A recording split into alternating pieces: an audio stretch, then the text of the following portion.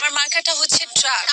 কি কি কি আপনার মার্কা কি? আমার মার্কাটা হচ্ছে ট্রাক। ভাইরে, এটা জাতীয় নির্বাচন, এই নির্বাচনের উপর ভিত্তি করে আমাদের দেশটা 5 বছর কিভাবে চলবে এটা নির্ভর করে। একটু তো বুঝেন। তাও সত্য। দেখেন না, মোবাইলে দেখেন না, এই যে ফেসবুকের মাধ্যমে, ইন্টারনেটের মাধ্যমে মহিলারা কত টাকা ইনকাম করে, ঘরে বসে লাখ লাখ টাকা ইনকাম করে। এগুলো কিভাবে করে? আপনি এগুলো নিয়ে আরে ভাইয়া, মাহি আপার এই অনলাইনে ইনকাম করার ব্যাপারটা আলাদাও হইতে পারে। আপনারা যেভাবে বলতে শুরু করছেন ইমু ফ্রিল্যান্সিং করে, সেটা তো একবারে ভাইরাল হয়ে যাচ্ছে। আপনাদের এইসব ট্রোলের কারণে মাহিয়াপুর মার্কা একবারে আরো বেশি ভাইরাল হয়ে যাচ্ছে। বিনা খরচে, বিনা পয়সায় তার মার্কা আরো বেশি প্রচার পাচ্ছে।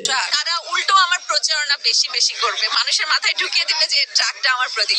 वाह दीदी वाह दीदी दीदी वाह दीदी दीदी। তো ভাইয়ারা এইভাবে মাহিয়াপাকে নিয়ে ট্রোল করেন না। কিন্তু মাহিয়াপা একটুও বিরক্ত না, বরং তারই লাভ হচ্ছে। কথাটা ঠিকই বলেছে। হচ্ছে আমি যেটা ঠিক করে রাখছি যে এই যে দেখবে ফেসবুকে দেখা যায় না, ইন্টারনেট ব্যবহার করে মহিলারা লাখ লাখ টাকা ইনকাম করতেছে ঘরে বসে। আমি আমার এলাকার যে মেয়েরা, এদেরকে আমি শিখাবো যে ঘরে বসে কিভাবে টাকা লাখ লাখ টাকা ইনকাম। আচ্ছা ভাই, মেনে নিলাম তোদের কথা। মাহিয়াপু ইমুতে ফ্রিল্যান্সিং করার কথা বলেছে, কিন্তু এখানে দোষের কি আছে?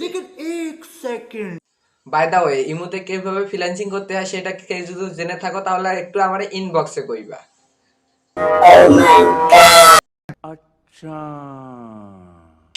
মহিলা মানুষকে করতে দেবে, কোনো পুরুষ মানুষ মহিলা মানুষ নাকি মহিলা মানুষকে ভোট দিবে? কথাটা শুনে কষ্ট লাগলো মাহিয়া আপু।